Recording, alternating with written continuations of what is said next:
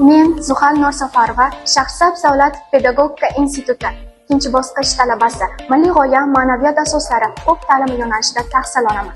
Shu bilan bir qatorda Suyuma G'aniyeva nomli stipendiyasi sohibasiman va Yoshlar ittifoqi boshlang'ich tashkiloti 5 tashabbus loyihalar koordinatori sifatida faoliyat olib boraman. Yo'nalishingiz bo'yicha qanday loyihalarni amalga oshirgansiz? Institutimizda faoliyat olib borar ekanman. Yoshlarning ijodiy salohiyatini, intellektual qobiliyatini rivojlantirish maqsadida bir qator loyihalarni amalga oshirganman.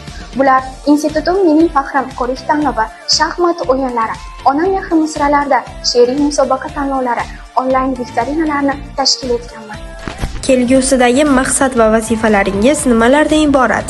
Maqsadim 5 tashabbus doirasida institutimizdagi turli yosh iqtidorli vakillarni kashf etish, ularning salohiyatini rivojlantirib, jamiyatda o'z o'rnini topishlariga, yutuqlarga erishishlariga yordamlashish. Zero Yoshlar ittifoqi bu yoshlar bilan ishlaydigan, ularning g'oyalariga hamnafas bo'ladigan tashkilotdir. G'oya va takliflaringiz bo'lsa, bizga murojaat qiling. Biz sizni qo'llab-quvvatlaymiz.